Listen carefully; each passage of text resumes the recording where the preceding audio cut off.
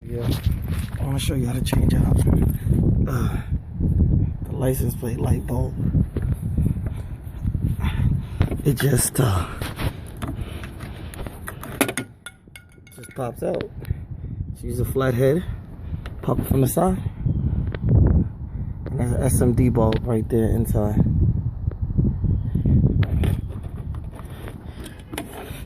I'm using a flat one, and it just slides up to the top, sits in there,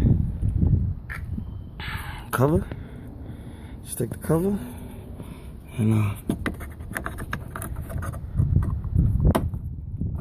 slide it up there, and it locks in place. That's it.